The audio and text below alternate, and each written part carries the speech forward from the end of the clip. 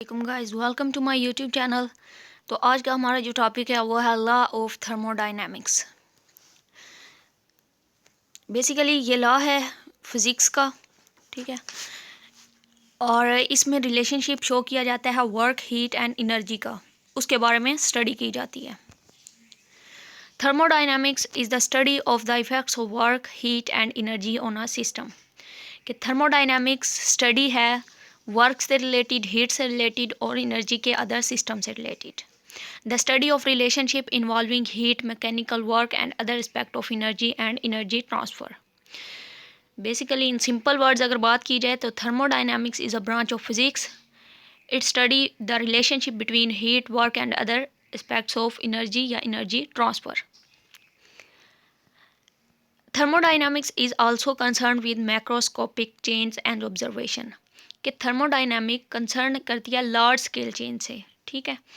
तो ये मेन इसके फर्स्ट स्लाइड में दो बातें हैं कि थर्मोडाइनमिक्स है क्या चीज़ और ये कंसर्न किससे करता है। All the thermodynamics can be expressed in terms of 4 quantities. कि थर्मोडाइनमिक्स को हम एक्सप्रेस कर सकते हैं 4 क्वांटिटीज़ में। First one is temperature, second one is internal energy and the third one is entropy and fourth one is heat. अब इसमें आपको पता है कि टेम्परेचर भी क्या है, इंटरनल एनर्जी का आपको आगे जाके बता दिया जाएगा, ठीक है। हीट का भी पता है। इसमें जो इम्पोर्टेंट डेफिनेशन है वो एंट्रोपी। एंट्रोपी बेसिकली हमारे पास डेग्रेडेशन ऑफ एनर्जी, एनर्जी का ज़या, ठीक है। It is the degree of randomness और डिसऑर्डर इन अ सिस्टम। कि सिस्टम में डिसऑर्डर आ जाता है जब एनर्जी वेस्ट होती है तो उसको हम एंट्रोपी कहते हैं। According to British scientist C.P. Snow the 3 laws of thermodynamic, ठीक है। अकॉर्डिंग टू ब्रिटिश साइंटिस्ट के मुताबिक C.P. स्नो उसका नेम था, ठीक है। उसके मुताबिक 3 लॉज हैं थर्मोडाइनमिक्स के। फर्स्ट है यू कांट विन, सेकंड है you can't even break even and the third one is you can't get out of the game. तो इन 3 लॉज को हम फर्दर डिटेल में एक्सप्लेन करेंगे। इसमें हमारे पास the law of conservation of energy first आ जाता है, ठीक है। ये है तो वही फर्स्ट लॉ, ये जो बताया गया ना यू कांट विन, है ये ही लॉ, लेकिन अभी हमने इसको आगे जाके डिस्कस करना है। इससे पहले हमें एक लॉ डिस्कस करना है, वो है कंजर्वेशन ऑफ एनर्जी। बेसिकली ये कहता है, ये लॉ क्या कहता है कि energy neither be created nor be destroyed but can be transform to other forms. के एनर्जी जो सी है वो क्रिएट भी नहीं होती, डिस्ट्रॉय भी नहीं होती, ठीक है, लेकिन वो सिर्फ कन्वर्ट हो जाती है एक फॉर्म से दूसरी फॉर्म में। तो ये मेन 3 स्टेप हैं इसके। इस लॉ में 3 इंपॉर्टेंट बातें हैं कि energy not be created, not be destroyed but it can only converted from one form to another form.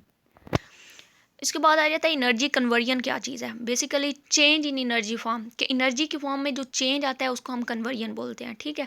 और एनर्जी की फॉर्म, एक फॉर्म, एनर्जी हमेशा एक फॉर्म से दूसरी फॉर्म में चेंज हो जाती है, ठीक है। उसके बाद एग्जांपल अगर देखी जाए तो सन एनर्जी कन्वर्ट हो जाती है इलेक्ट्रिसिटी में सोलर सेल्स की मदद से। इस तरह ग्रीन प्लांट जो होते हैं वो सन एनर्जी को कन्वर्ट कर देते हैं शुगर से, मतलब इलेक्ट्रोमैग्नेटिक एनर्जी को कन्वर्ट कर देते हैं केमिकल एनर्जी में। तो ये 2 एग्जांपल हैं कन्वर्जन एनर्जी की। उसके बाद यहाँ पे एक प्रॉपर अब 5 स्टेप के हिसाब से हम आपको एग्जांपल समझाते हैं, ठीक है।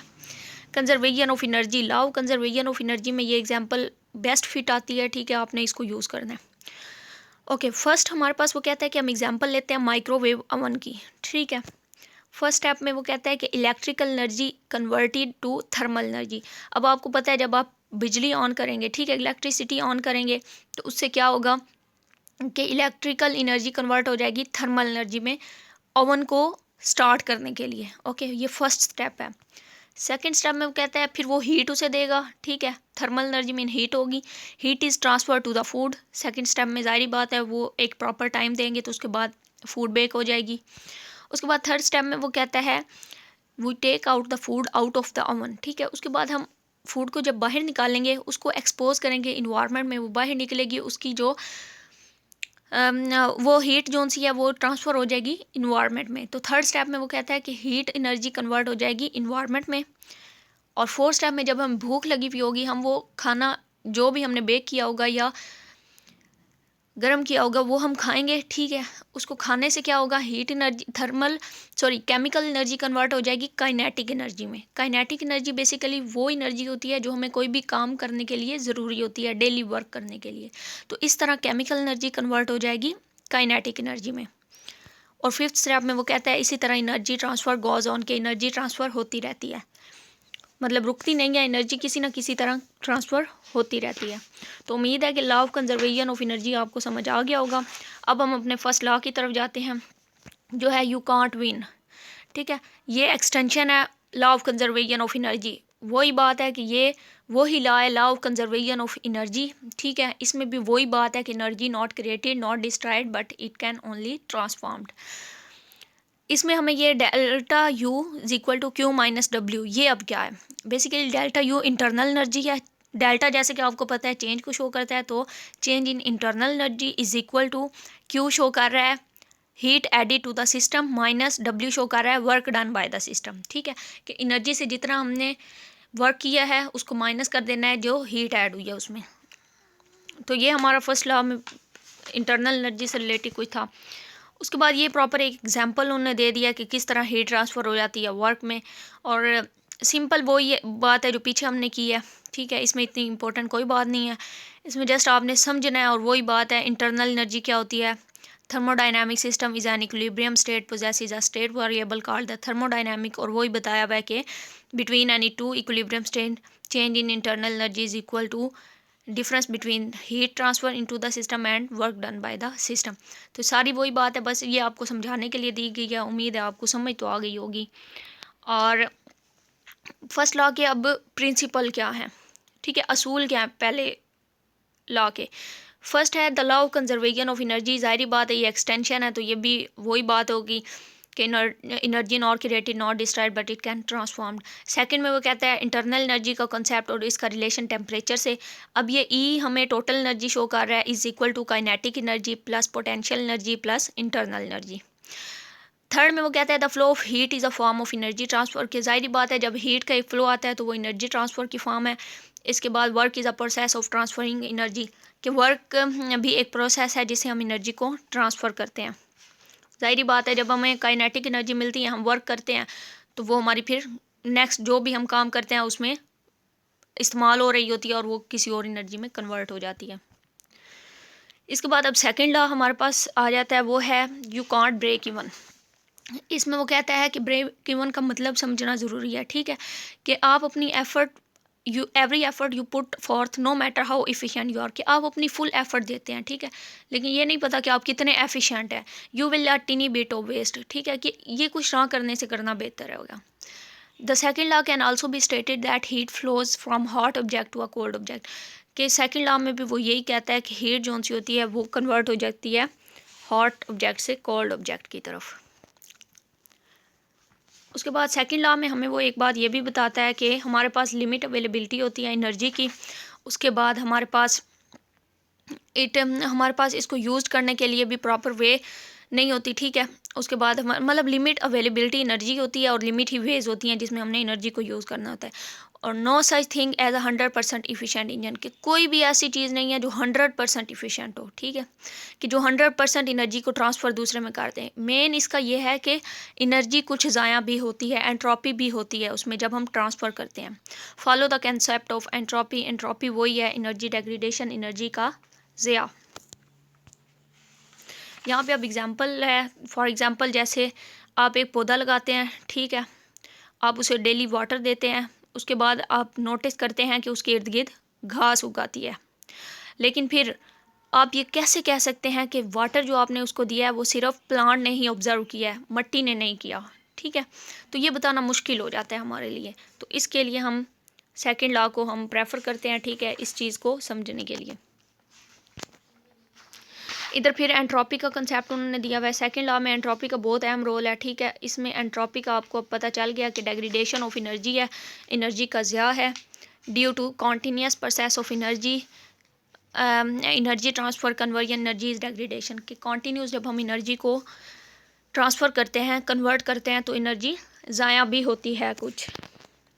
या वही एग्जांपल सेकंड लॉ की जैसे पीछे दी गई है, इधर वही एग्जांपल दी गई है, ठीक है, इसमें मेन चीज़ जो समझने वाली है वो है एंट्रोपी कैसे हम फाइंड करते हैं, change in heat added divided by T, transfer, energy transfer होगा ये। ओके, उसके बाद यहाँ पे ये रिजर्वेबल बताया गया, इरिजर्वेबल कि जब रिजर्वेबल होगी, सॉरी रिवर्सेबल होगी, तो हमारे पास S F is equal to S I होगा। ठीक है, और उसके बाद जब इरिवर्सेबल होगी तो ये ग्रेटर देन होगा। मेन इसमें यही चीज़ है। उसके बाद सेकंड लॉ कंसर्न किस चीज़ से करता है, ठीक है, ये इंपॉर्टेंट है इसमें देखना। The second law of thermodynamic introduce the notion of entropy. ठीक है, ये हमें एंट्रोपी से रिलेटेड इन्फॉर्मेशन देता है, मतलब इसने एंट्रोपी को इंट्रोड्यूस करवाया है सेकंड लॉ ने। उसके बाद यू यहाँ पे क्वांटिटी ऑफ सिस्टम एनर्जी है और एस है क्वालिटी ऑफ सिस्टम एनर्जी। तो ये तीन चीज़ें बस डिनोशन की आपने याद रखनी है कि एस से क्या है, यू से और एस से। ठीक है, an other C P Snow expression, ये सी पी स्नो का सिंपल एक्सप्रेशन है, ये इतना इंपॉर्टेंट नहीं है। ओके, उसके बाद अब वो कहते हैं implication of the second law. Second law को इम्प्लीकेशन उसकी क्या है। ठीक है, time marches on if you watch a movie. ठीक है, ये एग्जांपल की मदद से वो आपको बता रहा है कि हम किस तरह सेकंड लॉ को इम्प्लाई करते हैं। वो कहता है if you watch a movie how do you know that you are seeing event in the order that occur. वो कहता है कि अगर आप मूवी देख रहे हैं तो आपको कैसे पता चलेगा ये सारे सीन एक ऑर्डर से ही चल रहे हैं। ठीक है, इफ़ आई, अब दूसरी एग्जांपल ये है कि if I drop a raw egg on the floor, कि हम अगर एक एग को फ्लोर पर गिराते हैं, ठीक है, इट बिकम्स एक्सट्रीमली डिसऑर्डर, ज़ाहिर बात है वो बिखर जाएगा और वो टूट जाएगा। ये क्या होगी, ये ग्रेटर एंट्रोपी होगी। ओके, क्योंकि एग जोन्स है वो फुल ज़ाया हो जाएगा, गिरेगा, फुल वेस्ट होगा, तो वो ग्रेटर एंट्रोपी होगी। एंट्रोपी का आपको मतलब पता है कि एनर्जी का ज़ाया होना। इसके बाद playing the movie in reverse, लेकिन जब हम अगर हमने उसकी मूवी बना ली है, ठीक है, और हम उसी मूवी को रिवर्स से चलाते हैं, would show pieces coming together, तो जब हम उसे रिवर्स चलाएंगे तो वो एग दोबारा जुड़ना स्टार्ट हो जाएगा। ठीक है, together to from a whole egg, तो वो हमारे पास क्या होगा, डिक्रीजिंग एंट्रोपी होगी, क्योंकि एग दोबारा वो सारा जुड़ रहा है। ठीक है, एनर्जी ज़ाया नहीं हो रही, तो वो क्या हो जाएगी, decreasing entropy, highly unlikely. Okay, ये अब उम्मीद है कि एग्जाम्पल आपको अच्छे से समझ आ गई होगी कि ग्रेटर एंट्रोपी क्या है और डिक्रीजिंग एंट्रोपी क्या है। अगर नहीं समझ आती आपको तो आप कमेंट में बता सकते हैं, तो फिर इजीली आपको समझाने की कोशिश होगी। Direction of a process, second law जो है वो हमें हेल्प करता है डायरेक्शन ऑफ प्रोसेस में। ठीक है, a reversible process is one which can change state.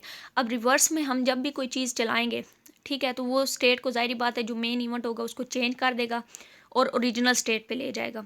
जैसे अब एग की एग्जांपल ली थी, ठीक है, रिवर्स हम चलाएंगे तो एग ओरिजिनल फॉर्म में आ जाएगा। ठीक है, लेकिन जब हमने फेंक दिया था तो वो टूट गया था, लेकिन जब हम उसी को रिवर्स चलाएंगे मूवी को तो वो क्या, एग बिल्कुल सही हो जाएगा। This is an idealise condition, all real processes are irreversible, कि सारे जो रियल प्रोसेस होते हैं वो इरिवर्सेबल होते हैं, मतलब उनको रिवर्स करना मुश्किल हो जाता है। उसके बाद वो कहता है हीट इंजन। अब यहाँ पे हमें डिवाइस को समझना ज़रूरी है कि डिवाइस क्या है। थर्मोडायनामिक्स में डिवाइस का क्या मतलब है। Device which transfer heat into work is called a heat engine. कि हीट इंजन हमारे पास क्या चीज़ है। हीट इंजन बेसिकली वो चीज़ होती है जो ट्रांसफ़र करती है हीट को वर्क में। ठीक है, this happen in a cyclic process, this happens in a cyclic process. Heat engine require a hot reservoirs to supply energy and a cold reservoirs to take in the excess energy। कि heat engine को require होता है hot reserve supply energy को supply करने के लिए और cold reserve energy को ज़्यादा करने के लिए। QH is define as positive और QC is negative. QH energy supply होगा और QC एक्सेस एनर्जी होगी।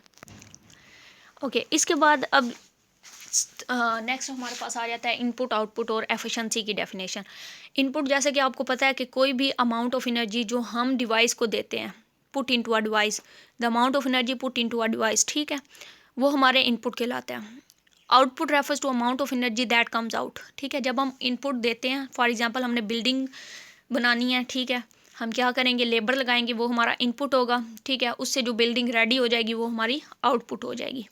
तो ये सिंपल डेफिनेशन है इनपुट और आउटपुट की। और आप इकोनॉमिक्स के स्टूडेंट हैं, आपको आइडिया होगा कि इनपुट आउटपुट की डिटेल और इसकी अंडरस्टैंडिंग भी उम्मीद है आपको होगी।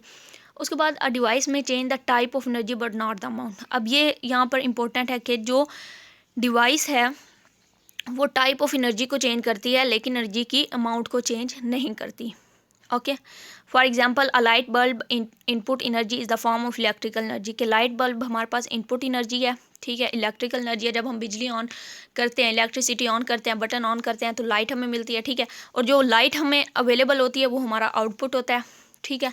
इनपुट हमारा क्या है, हम बटन ऑन करेंगे, ठीक है, हम अपना इनपुट देंगे, उसके बाद क्या होगी, लाइट जो हमें मिलेगी वो हमारी आउटपुट होगी।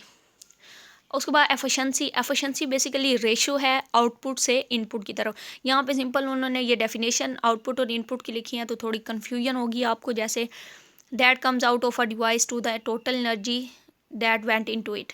लेकिन सिंपल इसका फार्मूला आप ये यूज़ करें, efficiency is the ratio of output to input. और नेक्स्ट इसके फार्मूले से आपको सही समझ आ जाएगी। ये efficiency output divided by input multiply by 100। नीचे ये एग्जांपल में बाकायदा आपको डिजिट देकर एक समझाया गया। उम्मीद है ये एमसीक्यूज़ में आ सकता है कि आप इसको सॉल्व करके एमसीक्यूज़ ठीक करें। यहाँ पे फिर ये एग्जांपल दी हुई है, ठीक है। उसके बाद नेक्स्ट आ जाता है हमारे पास पावर एंड एनर्जी, ठीक है। पावर एंड एनर्जी में बेसिकली हमारे पास क्या है, पावर मैयर्ड इन वाट्स, के पावर को हम वाट्स में मैयर करते हैं। ये रेट है बेसिकली ये रेट है जो डिवाइस को कन्वर्ट करता है एनर्जी में। Power is depend on the current rating of appliances and the voltage passes through it, कि जो भी उससे वोल्टेज गुजरती है और करंट रेट जो उसका, उस पर ये डिपेंड करता है। पावर का फार्मूला बेसिकली हमारे पास क्या है, current rating multiply by voltage. Current rating को हम आई से डिनोट करते हैं और वोल्टेज को वी से। तो पावर का फार्मूला हुआ power is equal to I multiply by V. ये प्रॉपर एक एग्जाम्पल दी हुई है, इसको उम्मीद है आप अंडरस्टैंड कर लेंगे जब इस एग्जाम्पल को पढ़ेंगे तो। उसके बाद नेक्स्ट वो कहते हैं energy. Energy basically is depend on power and time. Energy power और टाइम पे डिपेंड करती है। इसको भी फार्मूला क्या है, एनर्जी इज़ इक्वल टू, अब एनर्जी को हम मैयर करते हैं जॉल्स में, ठीक है, इसलिए उन्होंने जॉल्स लिखा है।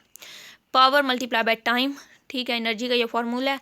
अब पावर, सबसे पहले तो आपको पावर, अगर कोई भी क्वेश्चन आपको दिया जाता है तो आपने इसमें पावर को फाइंड करना है। जैसे ये पीछे अब हमने पढ़ा है ना, ये पावर का फार्मूला ये था, हमने प्रॉपर इस मेथड से पहले पावर फाइंड करनी है। पावर को फाइंड करने के बाद फिर हमने टाइम लगाना है, ठीक है। देखिए फॉर एग्जांपल ये देखिए फर्स्ट स्टेप में पावर को उन्होंने सॉल्व किया है, फिर यहाँ पर उन्होंने टाइम 4 मिनट दिया हुआ था, उसको सेकंड्स में चेंज करके हमारे पास ये आंसर आ गया, ठीक है। तो बेसिकली ये एनर्जी का फार्मूला थोड़ा क्रिटिकल है लेकिन इतना भी नहीं है, क्योंकि आपने जस्ट सिंपल पहले पावर को फाइंड करना है और उसके बाद नेक्स्ट स्टेप करना है। Producing and distributing electricity is expensive. आपको पता है कि एनर्जी को प्रोड्यूस करना और डिस्ट्रीब्यूट करना एक्सपेंसिव है थोड़ा। Power companies pass there cost on the consumer and charge पर किलोवाट आवर ऑफ यूज़, कि पर किलोवाट के हिसाब से जो कंपनीज हैं वो कंज्यूमर से चार्ज करती हैं पर किलोवाट, ये आपने माइंड में रखना है। उसके बाद एनालिसिस ऑफ एनर्जी डिवाइसेस आ जाता है, ठीक है। सिंपल या बैंड पे हमने कंक्लूजन दे देना है या थोड़ा सा एनालिसिस इसका कर देना है। कि law of conservation of energy हमें यही बताता है कि energy not be created not destroyed, it can only be transform, ठीक है। लेकिन जब हम एफिशिएंसीज ऑफ एनर्जी, मतलब एनर्जी जितना काम कर सकती है उसकी डिवाइसेस को एग्जामाइन करते हैं तो हमें पता चलता है कि energy put into the device then it is converted in useful form of energy, कि एनर्जी को पहले हम डिवाइस में पुट करते हैं फिर उसको यूजेबल फॉर्म मिलती है, ठीक है। उसके बाद वो कहता है energy that has been lost in often lose in the form of heat as a result of friction, कि energy has been lost in often lost in the form of heat, कि एनर्जी कौन सी होती है जब वो कुछ ना कुछ ज़ाया हो रही होती है इन द फॉर्म ऑफ फ्रिक्शन, ठीक है। ज़ाहिर बात है, मैंने पहले भी बताया कि एनर्जी को हम कन्वर्ट करेंगे तो कुछ ना कुछ एनर्जी ज़ाया भी होगी। 100% कोई भी एफिशिएंट इंजन नहीं है जो उसको कन्वर्ट करे।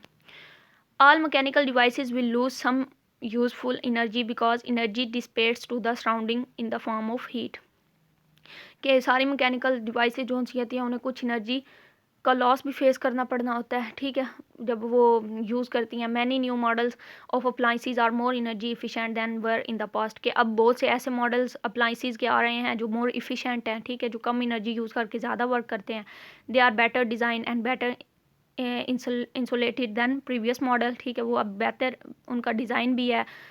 और मतलब पहले बहुत बड़ी बड़ी शेप में चीज़ें बनती थी लेकिन अब बहुत स्मॉल चीज़ें बनाकर उनका अच्छा यूज़ दिखाया जा रहा है। सच अप्लाइंसेस में carry inner guide labels that indicates their energy consumption rating.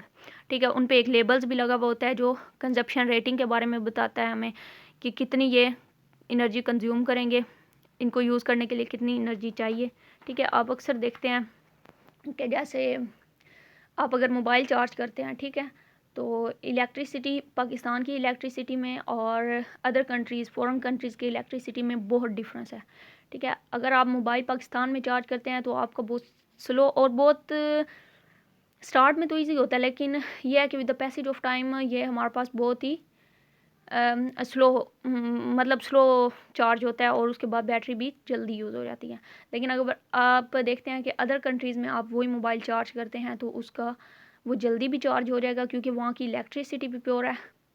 और बट ये चीज़ें एग्जांपल में आ जाती हैं, जस्ट आपको अंडरस्टैंड करवाने के लिए थी। तो ये था हमारा आज का लेक्चर गाइज़। उम्मीद है कि आपको लेक्चर पसंद आया होगा। अगर आपको किसी भी किस्म की समझ नहीं आई तो आप हमें कमेंट में बता सकते हैं, और अगर आपको हमारा चैनल अच्छा लगा, हमारी वीडियो अच्छी लगी, तो आप हमारा चैनल सब्सक्राइब करें, लाइक करें, ताकि आपको नेक्स्ट भी वीडियोस मिलती रहें।